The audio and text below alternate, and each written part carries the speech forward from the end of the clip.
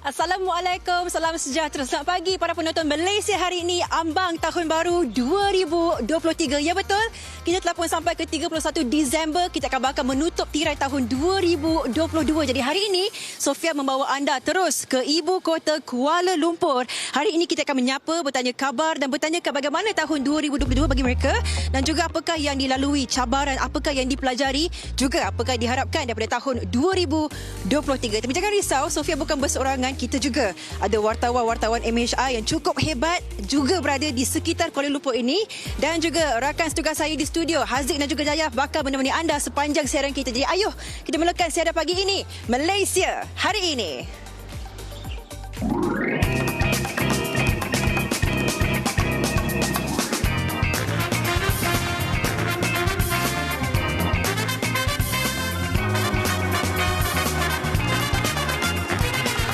Assalamualaikum, selamat pagi semua. Hari terakhir 2022. Ya. Dengan kami, Daya dan juga Haziq. Betul, kita akan masuki ke tahun baru besok, 2023 dengan satu semangat yang baru, dengan satu keceriaan, dengan pelbagai kisah suka dan duka sepanjang tahun 2022 yang akan kita bawa, kenangan, memori. Betul, dan kami pasti anda sendiri pun bila fikirkan, ya Allah sekejapnya satu tahun berlalu. Betul tak? Dan pastinya kami mengharapkan yang baik-baik sahaja untuk tahun depan, iaitu hari esok. Kan, kita jumpa tahun depan lah ya. Besok kan. Tapi sebenarnya kan 2022 ni sangat cepat.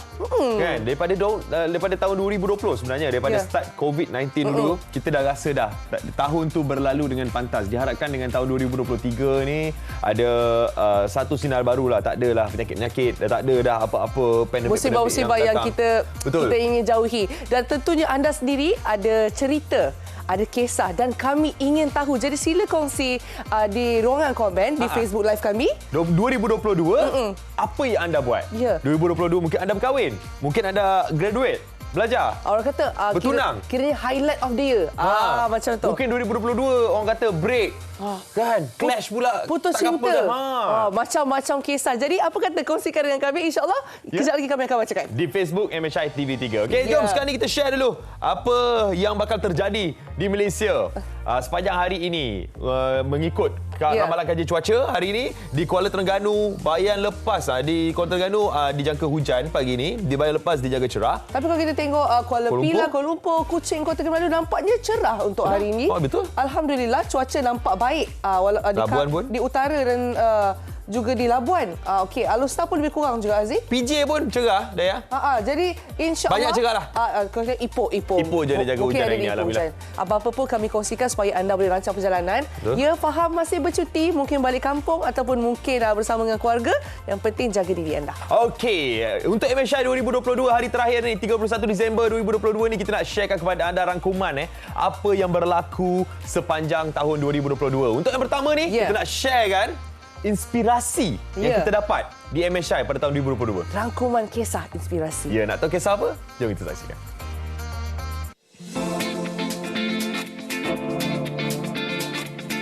Kau lah. Orang beli tak? Orang beli ya? Oh, ambla pain apa ambla beli ya? Okey. Apa? Anak perempuan seorang umur 21. Individu ini melibatkan dirinya dalam menjalankan perkhidmatan pemantauan rakaman kamera litar tertutup CCTV sebagai senjata utama bagi mengenal pasti punca kejadian kes kemalangan atau jenayah. Walaupun kita bekas orang banduan, bekas penjenayah, banyak orang-orang yang mengata kat belakang, jangan putus asa, jangan down. Jadikan tu sebagai satu pembakar semangat untuk berubah. Cik Ya ada berapa set tudung kuning sebenarnya? Sebenarnya Cik Yo ada, kan kau teriak pula banyak. Banyak, pakai sehari buang.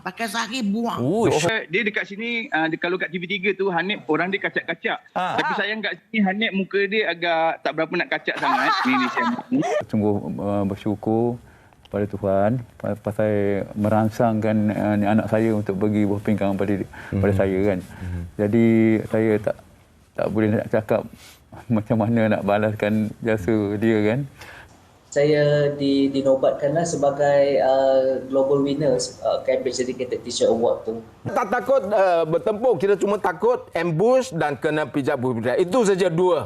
Kalau lawan kita tak takut, kita sudah terlatih. Untuk membina roket daripada ayah saya, kami sama-sama belajar membina roket daripada kosong. Itu ada satu pakcik tua umur 70 dah ketar-ketar dah kat bawah, dia nak duduk, dia nak berpaut pun dah tak kuat dah. Then dia dinaikkan terlebih dahulu kan. Mula belajar taranum ni semasa 13 tahun. Saya selalu setiap kali saya talaki ataupun berguru, saya akan rakam lah. Tu sambil drive tu latihlah baca. Kami akan panjat tingkat 45. 45 tingkat. 45 tingkat ketinggian ini. Paling atas ke? Ya, dari atas. Bermulanya kisah duka.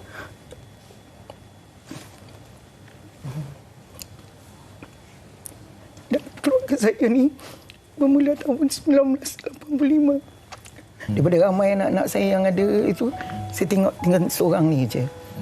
Kan? Memang teruklah. Tapi bila dilihat balik, sebenarnya keluarga kami ni Allah sayang. Kan bila Allah sayang, itulah Allah bagi ujian pada kami. Arif memang dari awal memang rancang nak belajar sampai PhD ke? Tak, awalnya nak jadi Power Rangers. Oh, nak jadi Power Rangers? Ya, tapi dia kata tak boleh. Oh, tak boleh. Oh, dia kata tak boleh. Saya harap lepas ni saya nak tengok dia sembuh sepenuhnya seperti biasa, sebab saya tak mahu dah tengok adik-adik saya sakit, sebab sakit adik-adik, sakitlah saya. Okey, Haziq dengan Dayah kan, kalau nak tahu pagi-pagi kat Kuala Lumpur ni, biasanya kita tengok kesesakan lalu lintas. Kita rasa macam, wow, sibuknya duduk kat ibu kota. Tapi hari ni sebab hujung-hujung tahun ni kan, kita melihat tak begitu sesak. Ramai keluarga berjalan-jalan nak membeli barang, shopping dan sebagainya. Bermula seawal jam 9.13 pagi ni. Tapi kan tuan dan puan-puan, kita nak tanyakan jugalah. Kita dah melalui begitu banyak perkara khususnya dari sudut ekonomi di Malaysia. Dan kita melihat kita memasuki fasa peralihan endemik. Dan apakah sebenarnya persiapan kita untuk masuki tahun depan? Saya akan terus bertegur dan menyapa Abang Ni. Assalamualaikum. Warahmatullahi wabarakatuh. Selamat tahun baru. Selamat tahun baru. Minta maaf saya menerjah seperti ini ya. Wah, nampak tak senyuman di pagi hari. Nama siapa bang? Nama saya Zulkarnain bin Encik Amar. Ya. Abang Zulkarnain, mungkin saya tanyakan sedikit lah, boleh? Boleh. Minta maaf lah mengganggu mesej ni kan. Okey, tahun ni kita dah melalui masuk ke tahun fasa peralihan endemik. Kita melihat ekonomi kita pun kedai-kedai sebenarnya buka. Dia abang sendiri merasakan pemulihan negara kita ni macam mana? Bagi pendapat saya lah, saya rasa sebelum ni kita dah banyak pandemik. Dan kita tahun ni, kita pun 31 untuk hari ni, tahun akhir untuk 2022. Saya bersemangat, saya rasa kita bangkit balik, bersemangat balik untuk kita mengejar yang pandemik kita yang telah berlalu. Kita bersemangat dan macam bagi saya lah, saya sebagai pekerja juga, saya akan berusaha dan lebih berusaha lagi mencari pendapatan tu yang lebih baik lah. Dan termasuk juga seluruh rakyat Malaysia yang ada di negara kita ni, bersemangatlah untuk kita mencari, bekerja. Dan jangan lupa juga setiap apa yang kerajaan kita berikan kepada rakyat, terutama sekali bantuan-bantuan yang saya dapat, pastilah dapat tahu. Amin. Syukur alhamdulillah. Apa saja yang kerajaan bagi kita ni, kita patut bersyukur dan kita gunakanlah sebaik-baiknya kewangan ni untuk keluarga kita dan untuk anak-anak kita yang tidak lama lagi akan membuka persekolahan dia pada tahun 2003. Saya rasa inilah yang paling baik sekali. Saya dengar abang bercerita ni, saya pun bersemangat lah. Sebenarnya ramai yang tak pastikan kita masuki tahun depan ni. Ada yang kata tahun 2023 kewangan ni macam sedikit mencabar kan. Daripada sudut pandang abang sendiri, persiapan abang kan, cara uruskan kewangan, ada tak tips yang boleh dikongsikan supaya kita ni bijak berbelanja bang? Okey, pertamanya dalam segi kewangan lah. Seperti biasa, kalau kita gaji, bila setiap bulan tu kita gaji tu, kita dah, orang kata kita dah ketepikan apa yang perlu dan apa yang kita tidak perlu beli, yang kita tidak belilah. Jadi maksud saya di sini kita gunakan dengan sebaik-baik mungkin dan kita akan gunakan bila kita perlu, terutama sekali kita bayar yang kita perlu, yang mustahak, yang lain-lain, daripada segi yang kita mustahak sekali kepada anak-anak kita jugalah. Terutama sekali saya tekankan sini education, pelajaran sekolah. Yang nombor satu sekali saya minat, sebab education ni adalah first. Okey. Saya sangat setuju lah. Memang education number one. Kita sebagai ibu bapa pun memang kita apa jua sekalipun kita prioritisekan. Kita utamakan anak kita. Kita ucapkan terima kasih. Selamat tahun baru kita ucapkan kepada Abang Zulkarnain. Selamat tahun baru, dan di sini saya ingin kesempatan lah 1 minit untuk saya. Di sini bagi seluruh rakyat Malaysia, saya ingin mengucapkan selamat tahun baru 2023. Yeay. Semoga abang pun hebat memasuki tahun 2023, dan pastinya kita menyentuh tentang ekonomi ni kan. Banyak perancangan kita perlu lakukan. Ayuh kita saksikan dulu apakah yang sebenarnya kita lalui sebagai rakyat Malaysia. Kita lihat bingkisan ini, rangkuman ekonomi negara. Ayuh kita saksikan.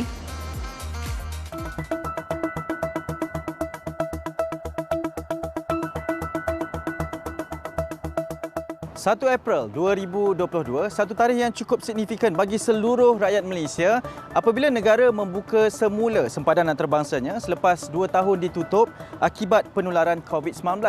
Secara rasminya, Malaysia masuki fasa peralihan endemik sekaligus membuka peluang dan juga nafas baru kepada pertumbuhan ekonomi negara. Ekonomi Malaysia mula menunjukkan petanda pemulihan pada suku pertama 2022 apabila keluaran dalam negara kasar KDNK berkembang 5.0% berikutan peningkatan permintaan dalam dan luar negara serta pemulihan pasaran buruh. Malah KDNK Malaysia terus mencatatkan kadar lebih kukuh pada suku kedua dan ketiga, iaitu masing-masing pada 8.9% dan 14.2%. Namun, prospek ekonomi global yang tidak menentu memberi impak kepada aktiviti perdagangan dunia. Isu antara negara Rusia dan Ukraine, gangguan rantaian bekalan bahan mentah serta faktor cuaca yang tidak menentu mendorong kepada isu inflasi serta kenaikan harga barang. Maka tidak hairanlah isu kenaikan harga barangan mentah yang mendadak seperti ayam, telur ayam, ikan, tepung gandum dan minyak masak acap kali terhidang di dada akhbar sepanjang tahun 2022. Krisis yang berlaku dalam pasaran ini secara tidak langsung membawa kepada inflasi yang boleh merencatkan pemulihan ekonomi negara. Enggan masalah ini daripada terus meruncing, Bank Negara Malaysia BNM mengambil langkah meningkatkan kadar dasar semalaman OPR sebanyak suku mata dalam mesyuarat Mei 2022 kepada 2.0% bagi mengurangkan aliran wang dalam negara. BNM terus menaikkan OPR sebanyak 0.25% masing-masing pada Julai, September dan November. Perdana Menteri Datuk Seri Anwar Ibrahim turut mengarah Jabatan Kerajaan untuk merangka kaedah bersesuaian bagi melaksanakan subsidi bersasar dengan mengambil kira kepentingan pengguna dan industri. Bukan itu sahaja, bajet mini yang memperuntukkan 107 bilion ringgit secara keseluruhan itu juga turut merangkumi beberapa inisiatif seperti bantuan keluarga Malaysia, bantuan musim tengkujuh, bantuan persekolahan serta kenaikan gaji tahunan tambahan khas 2023.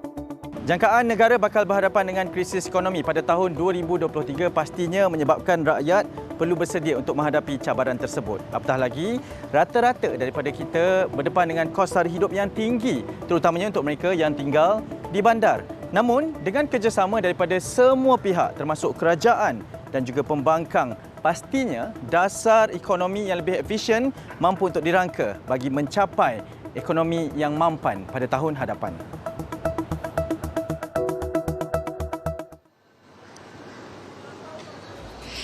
Baik, anda baru saja saksikan rangkuman ekonomi negara. Apa yang telah pun kita lalui sepanjang tahun ini selepas pandemik memasuki endemik. Dan apakah persediaan kita pastinya anda telah pun lakukan dari sekarang. Dan janganlah kita menoleh belakang untuk bersedih, tetapi kita terus mempelajari apakah yang telah pun berlaku pada diri kita supaya kita kental dan kuat untuk memasuki menjengah masuk ke tahun 2023. Saya harapkan agar anda semua, para penonton MHI, terus kuat, terus menyokong kami di MHI. Kami terus memberikan terbaik kepada anda semua. Dan semoga tahun 2023 menjadi tahun yang sangat-sangat hebat bagi kita semua. Baik, anda terus menonton MHI. Selepas ini kita bersama dengan wartawan-wartawan kita. Kita ada Afiq, kita juga Asri di sekitar KL untuk membawakan anda apakah yang menjadi harapan bagi rakyat Malaysia. Teruskan menonton Malaysia Hari Ini.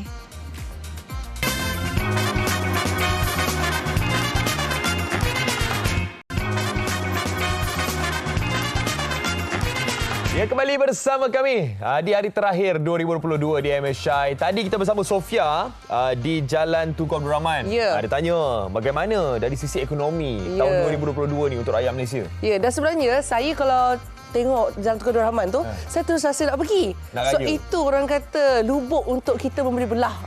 Lagi-lagi bila hari raya kan. Dan tentunya saya rasa antara yang paling terkesan adalah peniaga.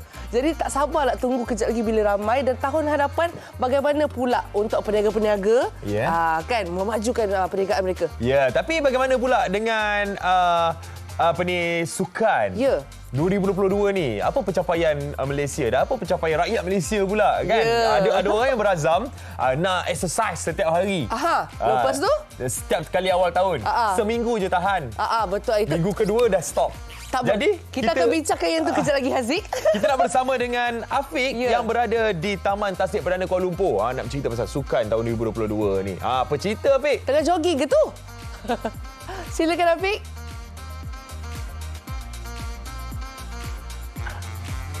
Baik. Assalamualaikum, selamat pagi kepada Haziq dan juga Dayah. Saya sekarang berada di Taman Tasik Perdana, iaitu salah satu lokasi yang cukup popular untuk orang melakukan riadah. Macam saya sekarang, saya tengah main badminton dengan salah satu keluarga ni. Katanya setiap hari datang ke sini untuk beriadah, sebabnya katanya dia tinggal di Jalan Kuching. Okey. Jadi selain daripada keluarga ni, terima kasih. Oh, penat ni main badminton. Dah lama tak main. Okey, saya ulang balik. Selama saya berada di sini hari ini, saya tengok memang banyak sangat pengunjung yang datang ke sini melakukan pelbagai jenis aktiviti. Kalau yang riadah, ada yang tengah beriadah. Yang berkelah, ada yang berkelah. Dan kalau anda boleh tengok di belakang saya ini juga, family ini juga sedang melakukan rehearsal katanya untuk persediaan Tahun Baru Cina.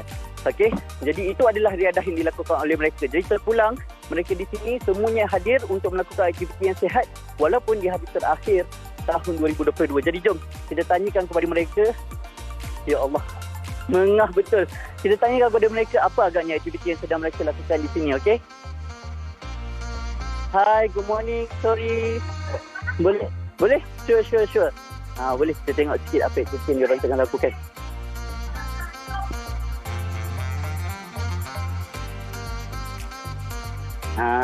Sangat seronok kan? Okey, jom kita tanyakan kepada salah seorang isteri kepada pengerusi pertubuhan ini, Puan Jin.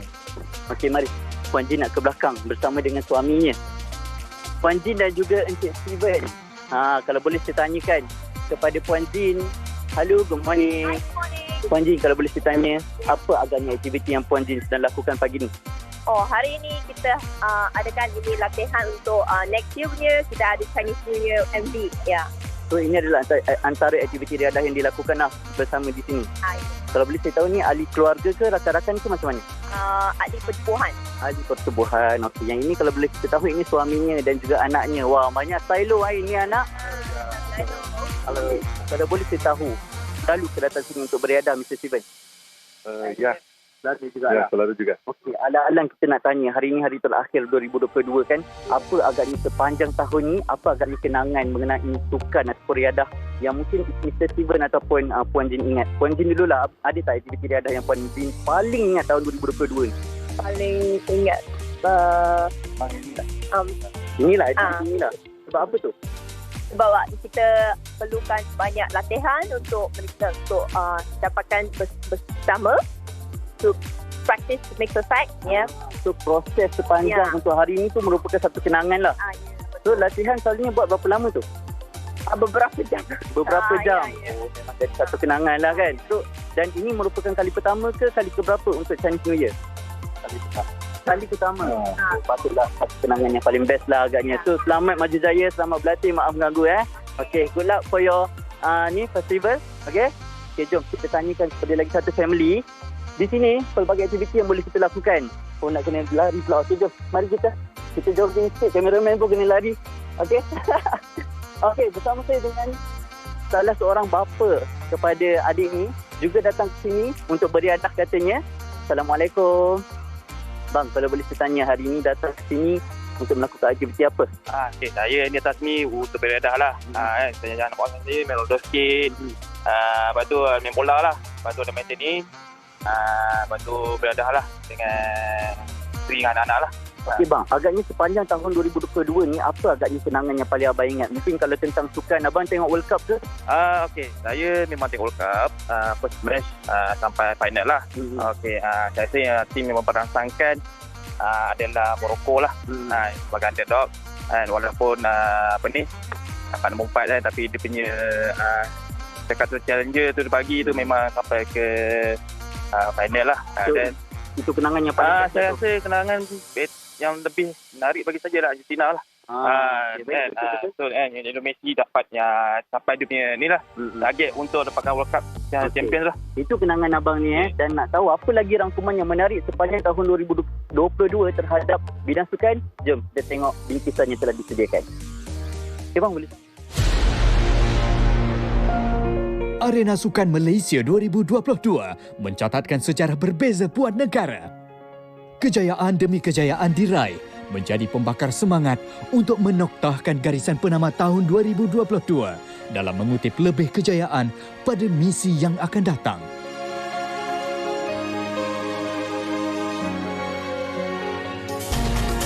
Secara keseluruhannya, prestasi atlet Malaysia pada dua temasya utama tahun ini, Sukan Commonwealth Birmingham 2022 dan Sukan SEA Hanoi 2021, tidaklah begitu membanggakan walaupun sasaran rendah yang ditetapkan berjaya dicapai. Di Birmingham, kontingen negara melepasi sasaran 6 pingat emas dengan kejayaan membawa pulang 7 emas, 5 perak dan 12 gangsa dengan berada di kedudukan ke-10 berbanding edisi lepas di Gold Coast, Australia, iaitu di tempat ke-12. Di Hanoi, dengan kekuatan kontingen seramai 584 atlet, Malaysia berjaya mengatasi sasaran 36 pingat emas, 35 perak dan 75 gangsa dengan 7.43% daripada keseluruhan pingat emas yang dipertandingkan. Kecundang satu anak tangga, Malaysia gagal berada di kedudukan kelima terbaik selepas edisi ke-1993 di Singapura. Kontijen para bagaimanapun boleh mengukir senyuman apabila membawa pulang 36 pingat emas, 20 perak dan 14 gangsa dari Sukan Para ASEAN APG di Solo, Indonesia, iaitu pencapaian lebih 2 kali ganda berbanding sasaran 16 emas dengan penlibatan seramai 73 atlet acara renang, olahraga, badminton, memanah, tenis berkerusi roda dan pingpong, 6 pencapaian cemerlang yang membantu kejayaan kontingen negara pada temasya itu. Dunia sukan Malaysia turut menerima kejutan dengan derita yang dialami jago berbasikal trek negara, Datuk Muhammad Azizul Hasni Awang, yang terpaksa menjalani pembedahan jantung terbuka akibat penyakit coronary artery pada 21 April di Melbourne, Australia. Oleh itu, atlet yang digelar The Pocket Rocketman perlu berehat lebih 6 bulan daripada pertandingan, namun tetap membuat persediaan memburu kejuaraan pada Sukan Olimpik Paris 2024. Sukan bola sepak umpama nadi kepada rakyat Malaysia bukan sahaja menyatukan semangat daripada pemain dan penyokong menjadi acuan terbaik dalam memburu kejuaraan. Sejarah baharu, JDT menjadi kelab Malaysia pertama layak berasih di pusingan 16 terbaik kejohanan AFC Champions League pada penampilan keempat mereka sejak debut pada musim 2019. Diikuti dengan skuad bola sepak bawah 19 tahun B19, muncul juara selepas menundukkan Laos 2-0 pada aksi final kejuaraan bawah 19 tahun AFF 2022 di Stadium Petro Candrabaga, Jakarta. Ini adalah kejayaan kali kedua buat Malaysia selepas menundukkan Myanmar 4-3 pada edisi 2018. Bukan mudah untuk bergelar juara. Biarpun usaha tidak membuahkan hasil, namun bila tiba masanya, setiap lelah tidak pernah mengkhianati kejayaan yang dimiliki. Bangkit lebih kuat untuk mengharumkan negara pada misi yang akan datang. Sukan saya rasa adalah memang sesuatu yang menyatukan kita sebagai rakyat Malaysia. Betul tak Haziq? Kan lagi-lagi konteks bola, betul. Dia dan tahun 2022 ni adalah tahun kembalinya kita boleh pergi ke stadium, kita boleh pergi tengok sukan ramai-ramai dan tahun ini juga tahun Piala Dunia di mana kalau tengok tahun ni Piala Dunia paling meriah sebab masa ni lah orang duduk beramai-ramai dekat kedai mamak, dekat mana-mana tempat yang menayangkan final Piala Dunia tu dan memang tahun 2022 adalah tahun yang paling kita ingati kalau nak cakap pasal sukan. Sebab dia kiranya kembali je kita dapat bersama-sama. Dapat bersama kembali. Dan sekarang ni cakap pasal sukan kembali meriah. Industri hiburan juga kembali meriah. Ya, dan juga saya pelbagai perasaan yang bercampur baur di situ Betul. Sebab kita ada berita yang mungkin menyenangkan, juga ada berita yang menyedihkan tentang kisah hiburan. Dan juga kita ada kontroversi. Dah tiba macam melodi pula. Semuanya ada. Jom kita tengok rangkuman industri hiburan tahun 2022. Tahun 2022, dunia hiburan menyaksikan pelbagai kisah yang terjadi tidak kira kontroversi, suka maupun duka. Antaranya kehilangan beberapa nama besar yang pernah mewarnai dunia seni. Pelakon dan pelawak Amran Tompel atau nama sebenarnya Amran Aman Ramli menghembuskan nafas terakhir pada 26 Mac di usia 72 tahun akibat kanser usus. Penyanyi Ahmad Shah pada usia 68 tahun meninggal dunia akibat serangan jantung di Institut Jantung Negara IJN pada 14 September lalu. Manakala pada 18 Jun, penyanyi Adibah Noor menghembuskan nafas terakhir di sebuah pusat perubatan swasta di Kuala Lumpur disebabkan kanser ovari yang dirahsiakan daripada pengetahuan umum. Pelakon jelita Maya Karin diserang panik ketika melaksanakan tanggungjawab sebagai penyampai trofi Festival Filem Malaysia FFM. Manakala pelakon Nat Zainal pula dimasukkan ke hospital akibat pendarahan dalam paru-paru sehingga perlu ditidurkan. Kini kesihatannya bertambah baik. Ramai maklum mengenai penyakit tulang belakang melengkung iaitu skoliosis yang dihidapi penyanyi Zamani Slam. Pada November lalu, penyanyi ini selamat menjalani pembedahan dan semakin beransur pulih. Kebangkitan industri filem tanah air menyaksikan filem Mat Kilau berjaya mencatat kutipan pecah panggung sebanyak 97 juta ringgit. Filem biografi epik sejarah ini adalah arahan pengarah Syamsul Yusof. Pelakon 7 Hari Mencintaiku Siti Salihah sah bercerai dengan suaminya Ahmad Lutfi Azhar pada Januari tahun ini. Manakala selepas 11 tahun bergelar pasangan suami isteri, penyanyi Miss Nina dan Noh Saleh bercerai talak satu pada 3 Ogos lalu. Penyanyi Sheila Amzah pula mengesahkan sudah bercerai dengan suaminya Haris Idraki Ilyas pada 8 Februari.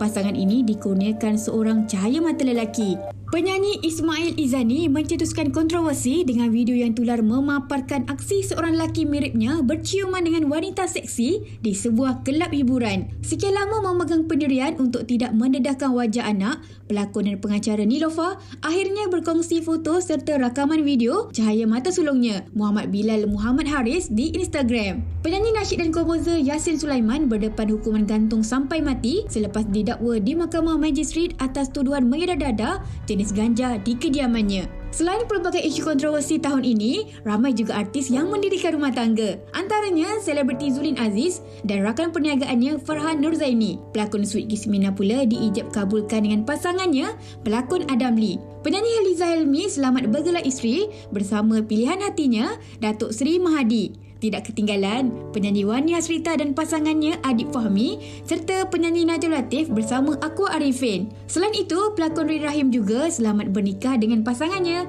Ahmad Nur Hazim. Inilah sebahagian daripada pahit manis impasan dunia hiburan tahun 2022.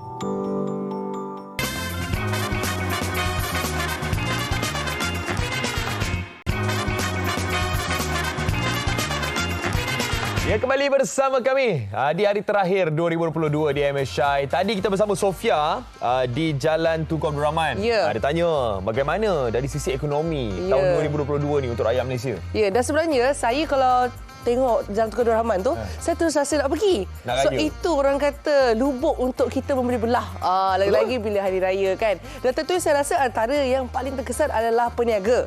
Jadi tak sabar nak tunggu kejap lagi bila ramai, dan tahun hadapan bagaimana pula untuk peniaga-peniaga kan memajukan perniagaan mereka. Ya, tapi bagaimana pula dengan sukan? 2022 ni, apa pencapaian Malaysia dan apa pencapaian rakyat Malaysia pula kan? Ada orang yang berazam nak exercise setiap hari. Lepas tu setiap kali awal tahun seminggu je tahan. Betul itu. Minggu kedua dah stop. Jadi kita akan bincangkan yang tu kejap lagi, Haziq. Kita nak bersama dengan Afiq yang berada di Taman Tasik Perdana Kuala Lumpur. Nak bercerita pasal sukan tahun 2022 ni. Apa cerita, Afiq? Tengah jogging ke tu? Silakan, Afiq.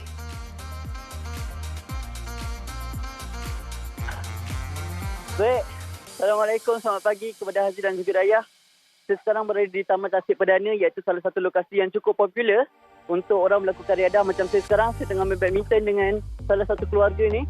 Katanya setiap hari datang ke sini untuk beriadah, sebabnya katanya dia tinggal di Jalan Kuching. Okey, jadi selain daripada keluarga ni, terima kasih. Oh, penat ni main badminton, dah lama tak main.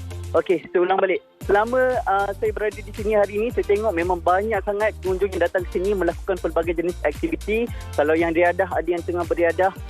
Yang berkelah, ada yang berkelah. Dan kalau anda boleh tengok di belakang saya ini juga, family ini juga sedang melakukan rehearsal katanya untuk persediaan Tahun Baru Cina. Okey, jadi itu adalah riadah yang dilakukan oleh mereka. Jadi terpulang, mereka di sini semuanya hadir untuk melakukan aktiviti yang sihat walaupun di hari terakhir tahun 2022. Jadi jom kita tanyakan kepada mereka. Ya Allah, mengah betul. Kita tanyakan kepada mereka apa agaknya aktiviti yang sedang mereka lakukan di sini, okey? Hi, good morning. Sorry. Boleh? Boleh? Sure. Boleh kita tengok sikit apa aktiviti yang diorang tengah lakukan.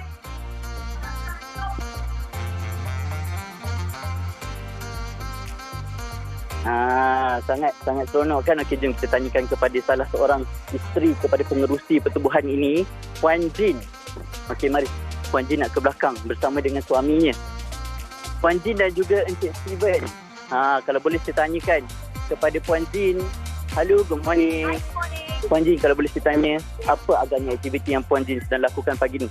Oh, hari ini kita adakan ini latihan untuk next year punya, kita ada Chinese New Year MV. Ya. So ini adalah antara aktiviti riadah yang dilakukan bersama di sini. Kalau boleh saya tahu ni ahli keluarga ke rakan-rakan ke macam mana? Ahli pertubuhan. Ahli pertubuhan. Okey, yang ini kalau boleh kita tahu ini suaminya dan juga anaknya. Wah, banyak stylo ini anak. Kalau boleh saya tahu, selalu ke datang sini untuk beriadah, Mr. Steven? Ya. Selalu juga. Ya, selalu juga. Okey, alang-alang kita nak tanya, hari ini hari terakhir 2022 kan, apa agaknya sepanjang tahun ni, apa agaknya kenangan mengenai sukan atau riadah yang mungkin Mr. Steven ataupun Puan Jin ingat? Puan Jin dululah, ada tak aktiviti riadah yang Puan Jin paling ingat tahun 2022 ni? Paling ingat inilah aktiviti inilah. Sebab apa tu? Sebab kita perlukan banyak latihan untuk mereka untuk dapatkan bersama, to practice to make perfect, ya. So proses sepanjang untuk hari ini tu merupakan satu kenangan lah. So latihan selalunya buat berapa lama tu? Beberapa jam. Beberapa jam. Oh, memang jadi satu kenangan lah kan. So, dan ini merupakan kali pertama ke kali keberapa untuk Chinese New Year?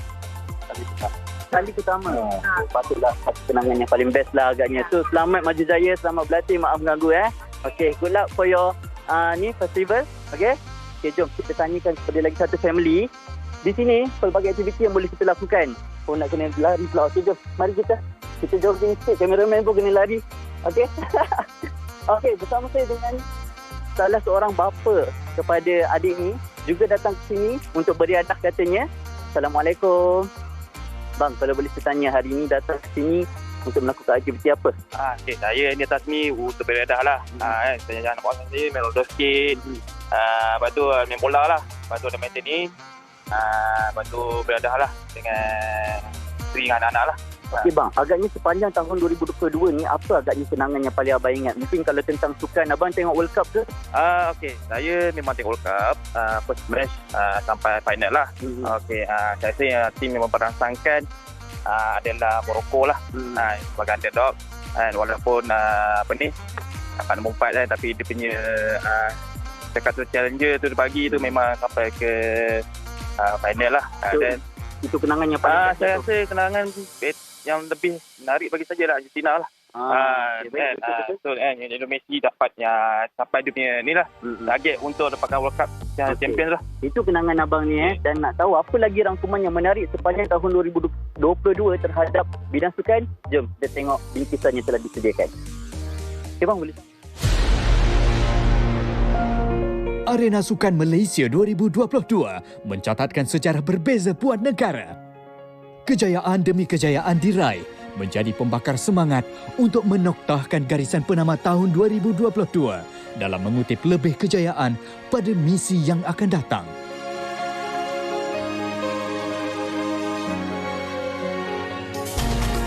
Secara keseluruhannya, prestasi atlet Malaysia pada dua tamasya utama tahun ini, Sukan Commonwealth Birmingham 2022 dan Sukan SEA Hanoi 2021, tidaklah begitu membanggakan walaupun sasaran rendah yang ditetapkan berjaya dicapai.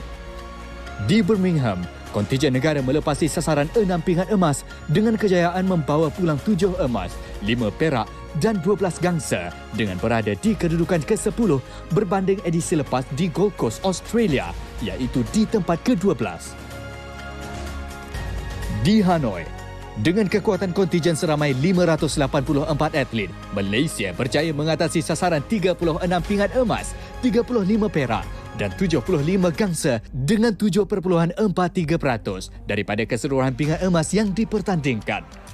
Kecundang satu anak tangga, Malaysia gagal berada di kedudukan kelima terbaik selepas edisi ke-1993 di Singapura.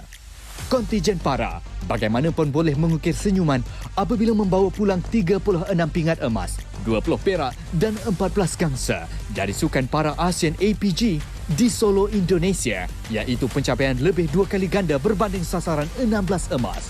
Dengan penglibatan seramai 73 atlet, acara renang, olahraga, badminton, memanah, tenis berkerusi roda dan pimpong, 6 pencapaian cemerlang yang membantu kejayaan kontijen negara pada tamasya itu.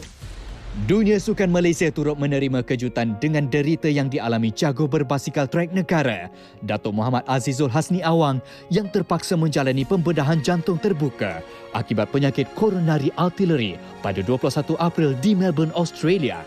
Oleh itu, atlet yang digelar The Pocket Rocketman perlu berehat lebih 6 bulan daripada pertandingan, namun tetap membuat persediaan memburu kejuaraan pada Sukan Olimpik Paris 2024.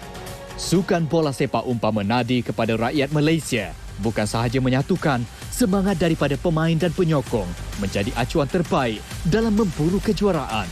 Sejarah baharu, JDT menjadi kelab Malaysia pertama layak beraksi di pusingan 16 terbaik kejohanan AFC Champions League pada penampilan keempat mereka sejak debut pada musim 2019. Diikuti dengan skuad bola sepak bawah 19 tahun B19, muncul juara selepas menundukkan Laos 2-0 pada aksi final kejuaraan bawah 19 tahun AFF 2022 di Stadium Petra Chandrabhaga, Jakarta. Ini adalah kejayaan kali kedua buat Malaysia selepas menundukkan Myanmar 4-3 pada edisi 2018. Bukan mudah untuk bergelar juara. Biarpun usaha tidak membuahkan hasil, namun bila tiba masanya, setiap lelah tidak pernah mengkhianati kejayaan yang dimiliki. Bangkit lebih kuat untuk mengharumkan negara pada misi yang akan datang. Sukan saya rasa adalah memang sesuatu yang menyatukan kita sebagai rakyat Malaysia. Betul tak Haziq? Kan lagi-lagi konteks bola, betul. Dia dan tahun 2022 ni adalah tahun kembalinya kita boleh pergi ke stadium, kita boleh pergi tengok sukan ramai-ramai dan tahun ini juga tahun Piala Dunia di mana kalau tengok tahun ni Piala Dunia paling meriah sebab masa ni lah orang duduk beramai-ramai dekat kedai mamak, dekat mana-mana tempat yang menayangkan final Piala Dunia tu dan memang tahun 2022 adalah tahun yang paling kita ingati kalau nak cakap pasal sukan. Sebab dia kiranya kembali je kita dapat bersama-sama. Dapat bersama kembali. Dan sekarang ni cakap pasal sukan kembali meriah. Industri hiburan juga kembali meriah. Ya, dan juga saya pelbagai perasaan yang bercampur baur di situ Betul. Sebab kita ada berita yang mungkin menyenangkan, juga ada berita yang menyedihkan tentang kisah hiburan. Dan juga kita ada kontroversi. Nanti macam melodi pula. Semuanya ada. Jom kita tengok rangkuman industri hiburan tahun 2022. Tahun 2022, dunia hiburan menyaksikan pelbagai kisah yang terjadi tidak kira kontroversi, suka maupun duka. Antaranya kehilangan beberapa nama besar yang pernah mewarnai dunia seni. Pelakon dan pelawak Amran Tompel atau nama sebenarnya Amran Aman Ramli menghembuskan nafas terakhir pada 26 Mac di usia 72 tahun akibat kanser usus. Penyanyi Ahmad Shah pada usia 68 tahun meninggal dunia akibat serangan jantung di Institut Jantung Negara IJN pada 14 September lalu. Manakala pada 18 Jun, penyanyi Adibah Noor menghembuskan nafas terakhir di sebuah pusat perubatan swasta di Kuala Lumpur disebabkan kanser ovari yang dirahsiakan daripada pengetahuan umum. Pelakon jelita Maya Karin diserang panik ketika melaksanakan tanggungjawab sebagai penyampai trofi Festival Filem Malaysia FFM.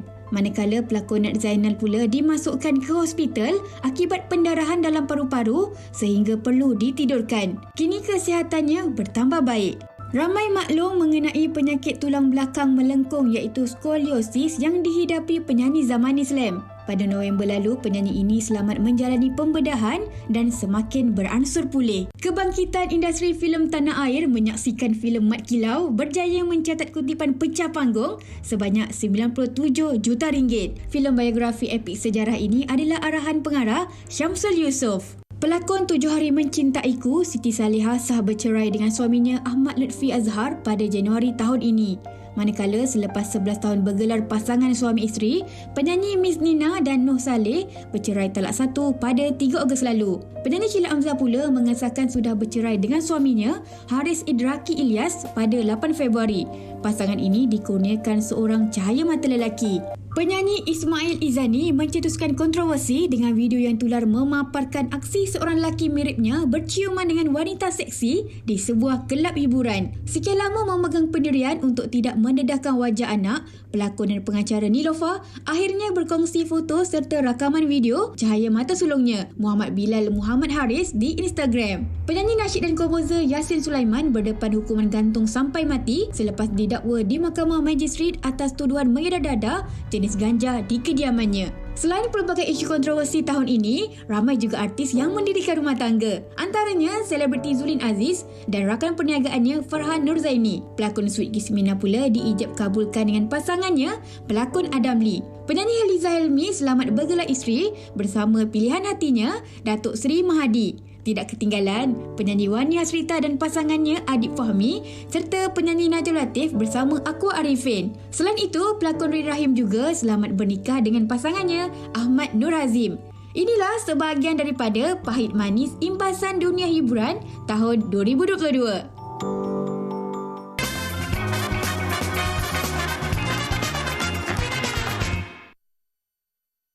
Dulu, saya pakai saiz L. Lepas saya amalkan gaya hidup sihat, rakan syurga lotion mustajab Pati Halia. Kini, saya pakai saiz S. Saya rasa lebih yakin dan bergaya. Terima kasih lotion mustajab. Day 1, I'm in love with your strut. Day 2, I'm in love with your strut. Day 3, I'm in love with your strut. And guess what? I'm in love with your strut. I like your strut. And let's go strutting right now.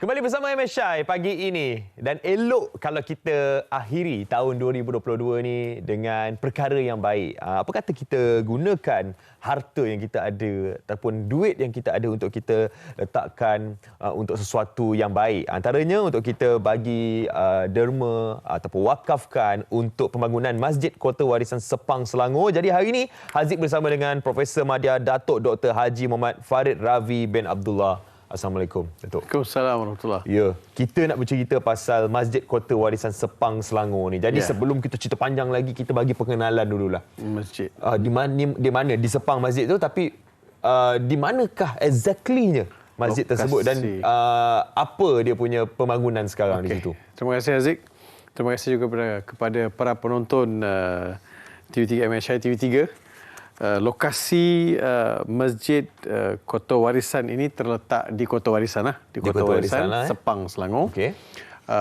Dia ada new estate, taklah new sangat, dalam hampir 10 tahun jugalah kawasan tu. Dia slowly grow, tapi sekarang penduduk je telah capai 12,000 orang.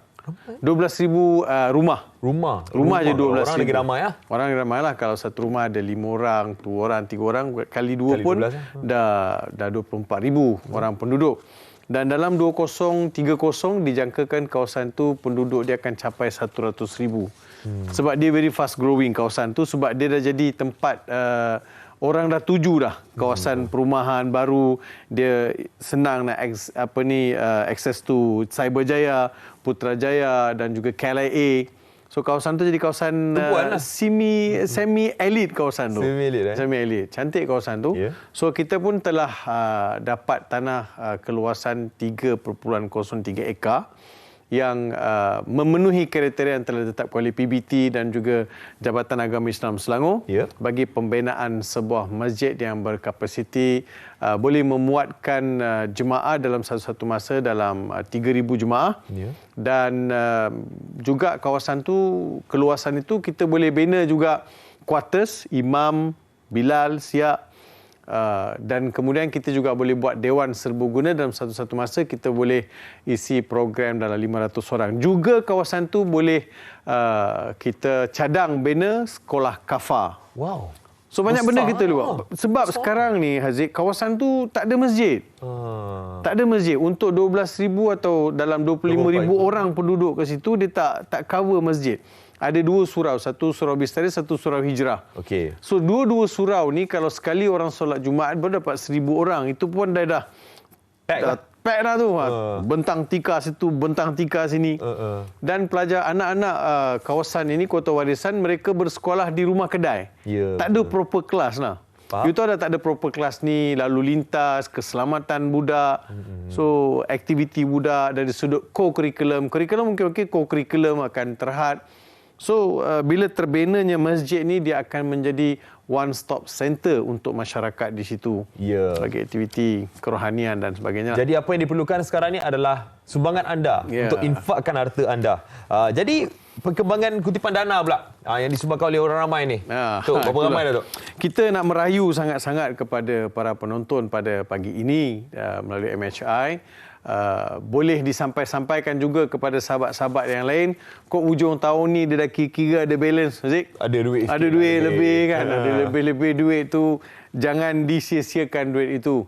Hujung tahun ini buatlah sesuatu penutup yang kita namakan sebagai husnul khatimah. Penutup yang baik bagi penghujung tahun ini dengan berinfak. Dan infak tuan-tuan, perempuan juga tidak akan disia-siakan sama sekali. Let's say lah ada orang nak bayar zakat pun boleh. Orang nak buat infak, nak buat wakaf pun boleh. Sebab kita boleh diberi kelulusan oleh LHDN kutip duit bagi pengecualian cukai kepada mereka yang nak menyumbang. Begitu juga kita dapat kelulusan daripada PWS, Perbadanan Wakaf Selangor, untuk mereka untuk jawatankuasa kutip duit dan dikumpulkan duit itu bagi pembinaan masjid. Kos keseluruhan masjid ni Haziq 25 juta. Sekarang dia punya kutipan? Kutipan kita sedih sikit, Zik. Tapi saya bersyukur banyak-banyaklah. 2.2 juta. Ya, tapi orang kata first step tu kan, first step tu insyaAllah akan bawa kepada 25 juta tu. Saya berharap begitu sebab saya bila calculate tadi daripada bulan 8 kita dah promote 8, 9, 10, 11, 12. So saya berharap dalam bulan ini kita akan dapat capai yang luar biasa dan saya juga berharap supaya disambut baik oleh masyarakat di luar sana untuk buat amal jariah insyaAllah bagi pembinaan masjid ini. Ya. Di akhir tahun ini kan sebenarnya tu banyak perkara-perkara yang kita nak ubah untuk pergi ke tahun baru. Jadi mungkin ada pesanan daripada Datuk Seri untuk penonton-penonton MHI. Ya, pesanan saya, rezeki ini Tuhan beri kepada kita untuk kita kongsi. So saya dapat melihat betapa rahmat dan hebatnya kuasa infak ataupun kuasa bersedekah, kuasa berwakaf. Bila kita gunakan sebagian rezeki kita pada jalan Allah ni, Allah pasti akan memberkati rezeki kita. Nabi pun sebut, siapa bina masjid di dunia, Allah akan bina masjid untuk dia atau rumah mahligai indah dalam syurga. Dan umpama kita tanam sebiji padi, tumbuh padi itu walaupun RM1, walaupun RM10, diganda-gandakan pahala. So bagi saya, buatlah yang terbaik. Dia kan Haziq, dia nak berinfak ni jiwa kena besar Haziq. Sebab apa yang ada kat kocek itu akan kurang. Tapi hakikatnya itulah yang penambahan berlaku di sisi Tuhan. Sebagai satu saham untuk kita kecapi di akhirat kelak. Dan bagi memakmurkan bumi Allah Subhanahu Wa Taala dengan adanya Masjid Kotor Warisan. InsyaAllah kan. Berpanjangan pahalanya. Amin. Jariah, jadi amal jariah. Amin ya Rabbal Alamin. Selamat Tahun Baru. Selamat kita Tahun Baru kepada Haziq. Profesor Madya Datuk Dr. Haji Muhammad Farid Ravi bin Abdullah. Semoga tahun 2023 memberikan sinar. Kan? Amin. Baru ada ucapan. Betul. Ucapan daripada saya, selamat menyambut Tahun Baru 2023 kepada seluruh penonton TV3. Semoga saudara-saudari, ibu ayah semua sentiasa rahmat, kasih sayang Allah Subhanahu Wa Taala dan terus maju jaya. Amin amin ya rabbal alamin. Jadi sama-samalah kita infakkan harta kita untuk Masjid Kota Warisan Sepang Selangor. Jadi Daya, ya. Dengan cerita nak jalan KL lagi? Ya, bukan, memang saya nak pergi jalan KL, tapi bukan saya.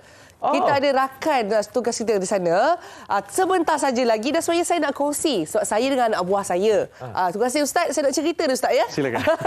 Okey, saya dengan anak buah saya cuti sekolah ni kami rancang. Okey, dekat mana nak jalan kalau kat Kuala Lumpur ni tapi tanpa mengeluarkan wang ringgit. Faham ya ibu bapa dekat luar sana? Saya faham sangat. Nak berjalan sebenarnya mengeluarkan kos. Jadi kalau nak kurangkan kos tu, carilah tempat-tempat yang kita boleh pergi sekadar orang kata melawat sahaja. Dan saya nak bagi tahu anda, salah satu tempat yang saya pergi semalam adalah di Bukit Bintang. Bukit Bintang buat apa? Tengok lampu-lampu, jalan-jalan dan sebenarnya memang banyak pelancong yang ada sebab kita daripada hari itu sambutan hari Christmas bawa pula ke Tahun Baru. Tapi satu pesanan saya, sebab ramai sangat orang di luar sana waktu cuti sekolah ni, jadi pastikan anda sentiasa pakai pelitup muka. Jadi jangan ambil ini sebagai sesuatu yang ringan ya. Dan sebenarnya rakas tugas saya nak bawa anda satu lagi tempat di Kuala Lumpur yang tidak perlu menggunakan wang ringgit juga. Iaitu kita bersama dengan Asri, katanya berada di Pintasan Saloma. Silakan Asri.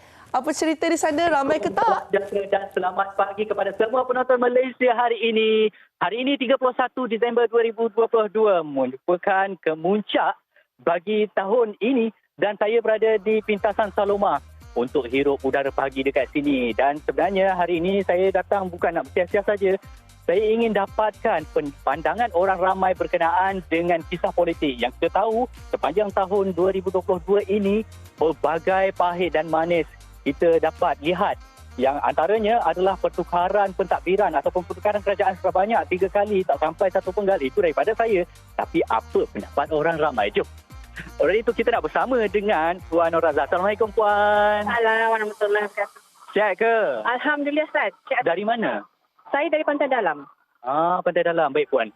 Tentang landscape politik tahun 2022 ni, apa yang Puan dapat lihat ataupun apa yang Puan ingat tahun ni? Seperti yang kita tahu ya, saya sebagai rakyat Malaysia sebenarnya melihat senario landscape politik pada tahun 2022 sangat berwarna-warni. Pelbagai cabaran, halangan telah kita berjaya dan seperti kata Cik Asri, apa yang paling saya ingat ialah ketika kita sama-sama menjalankan tanggungjawab sebagai warga negara Malaysia yang bertanggungjawab, iaitu kita menjalani pilihan raya umum pada 19 November yang lepas. Dan kalau saya boleh share sedikitlah pengalaman saya sebagai rakyat Malaysia, saya tinggal di Pantai Dalam dan saya pulang ke kampung asal saya di Negeri Sembilan, di Bahau Negeri Sembilan, dan saya selalunya perjalanan kami mengambil masa 1 jam setengah.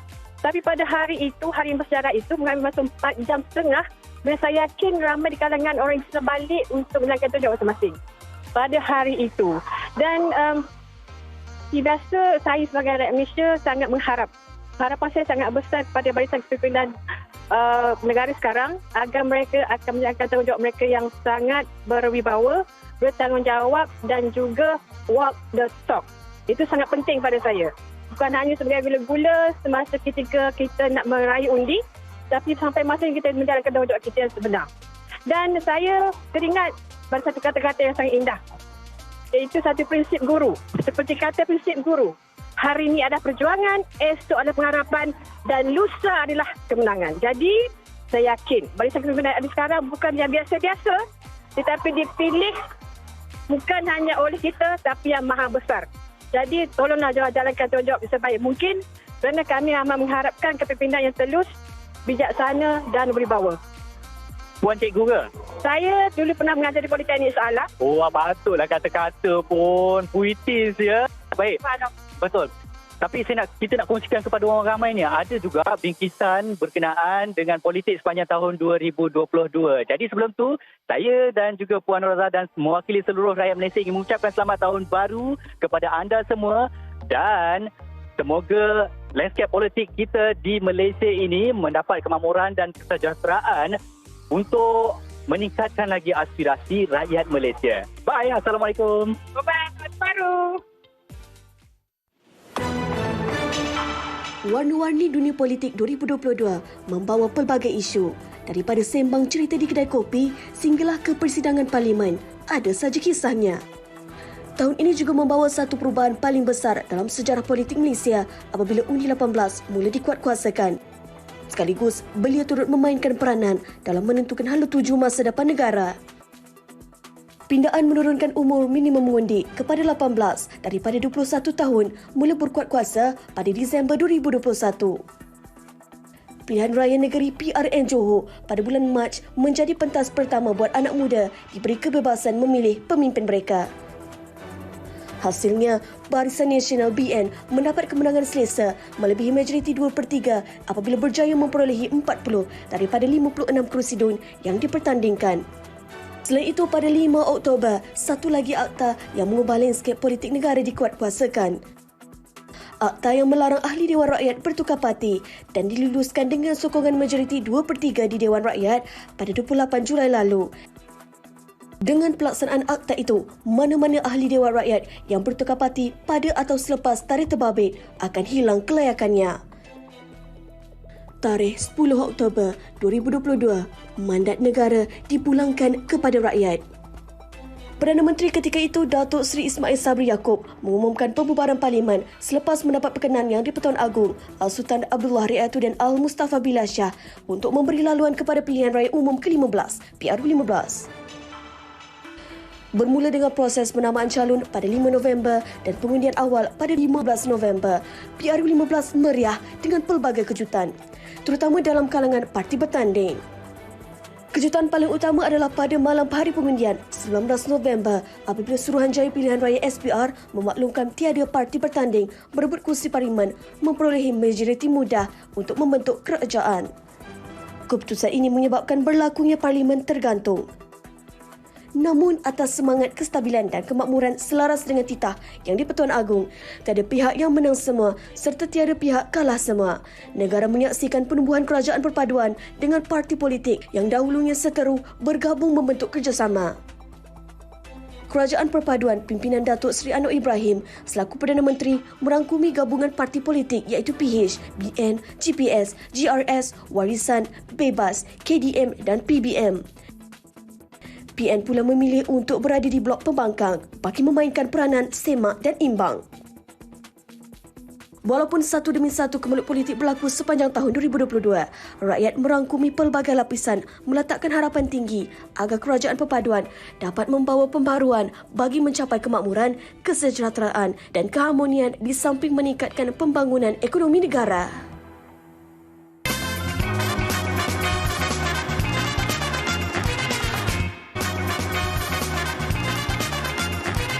Kembali bersama saya dalam Malaysia hari ini dan bercakap tentang nak masuk tahun baru, mungkin ada juga antara anda yang ingin menyambung pelajaran.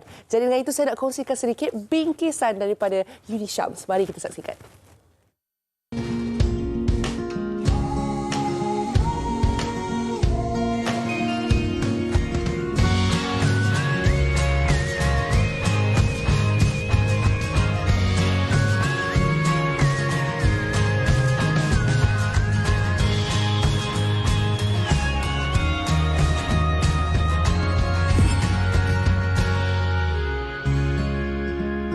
Wow, Bikisan video tu membuatkan saya rasa macam nak sama belajar lagi. Jadi sekarang ini bersama dengan saya, iaitu Encik Muhammad Hanafi Masri, itu penolong pendaftar bahagian pemasaran jaringan industri dan komuniti UniSham. Selamat datang. Selamat datang. Datang dari Kedah kan, Cik? Ya, dari Kedah. Dari Kedah, ya. Datang ke set Malaysia hari ini. Katanya ada sesuatu yang dikongsi. Mungkin boleh kongsikan dengan semua penonton berkenaan dengan pengenalan dan juga keistimewaan kalau kita belajar di UniShams.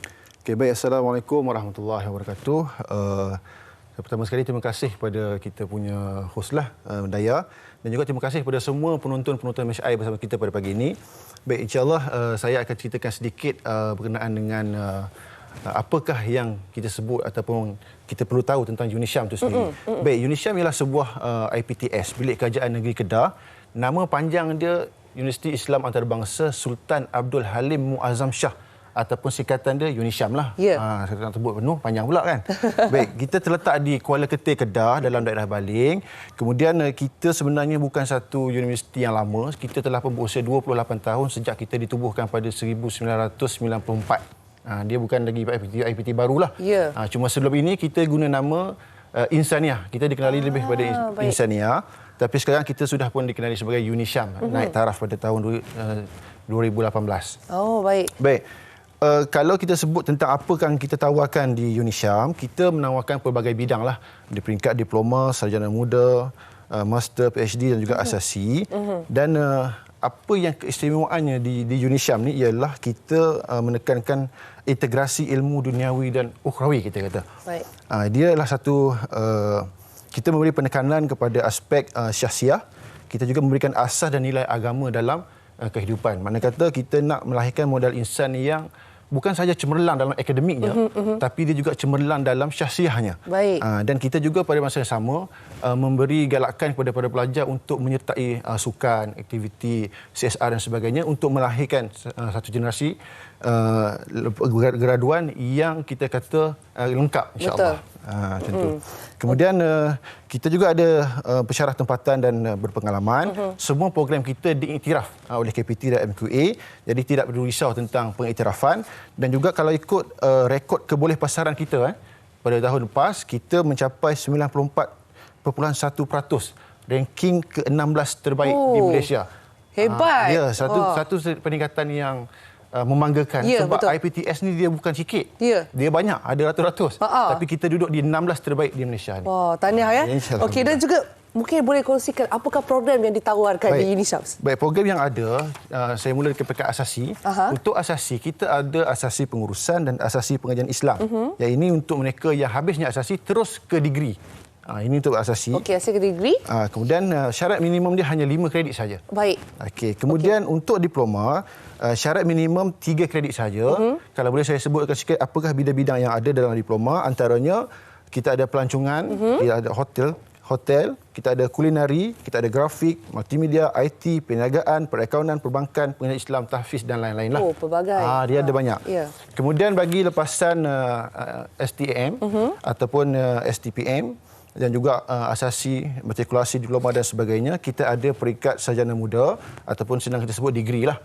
Dalam pelbagai bidang juga ada syariah, bahasa Arab, usuluddin, Al-Quran, ada IT, ada keuangan, ada kaunseling, ada pentadbiran perniagaan, perakaunan dan sebagainya lah. Dan ada yang saya nak sebut satu, untuk akaun ni, kita telah pun mendapat pengiktirafan oleh Badan Perakaunan Profesional Global, ataupun kita sebut sebagai ACCA lah. Jadi untuk degree insya-Allah ada banyak. Kemudian satu lagi yang terakhir ialah peringkat pasca siswazah, master dan juga PhD.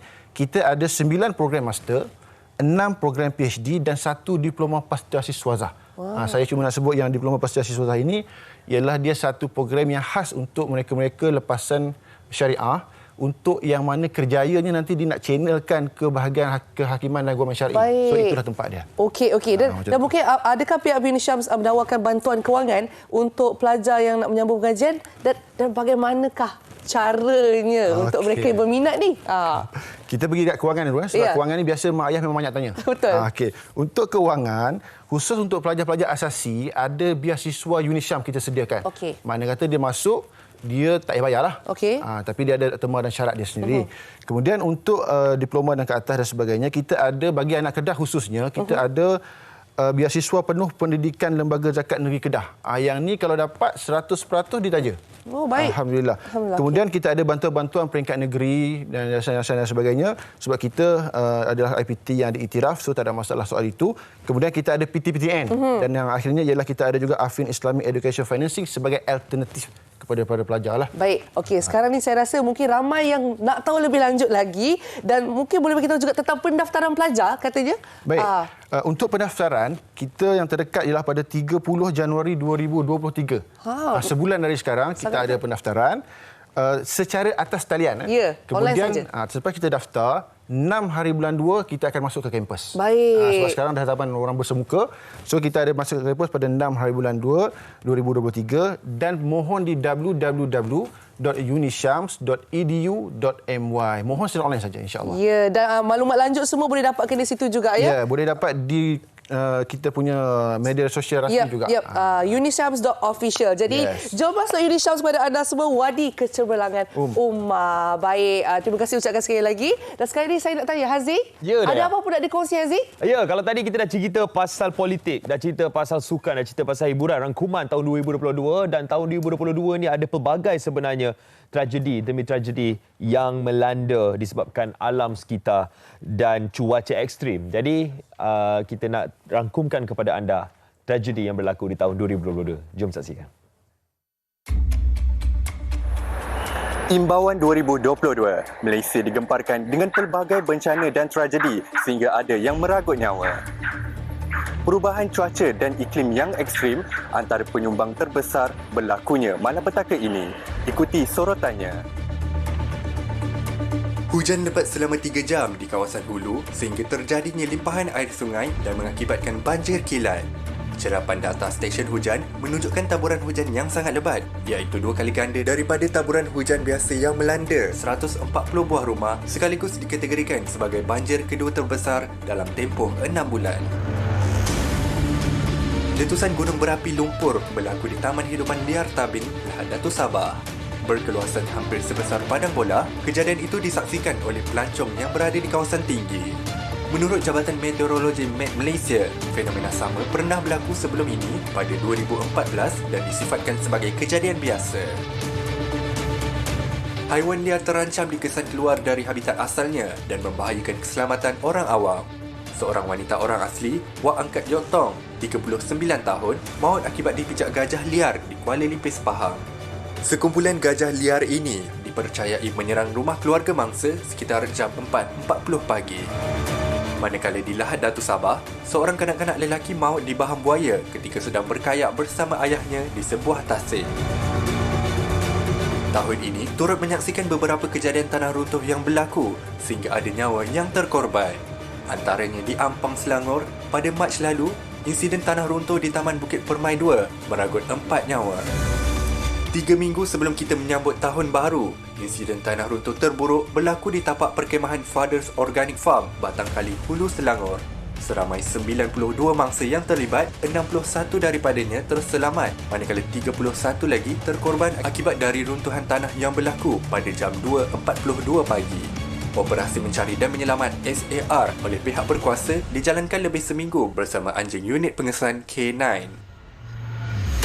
Penduduk Pantai Timur sekali lagi menghadapi situasi banjir yang teruk.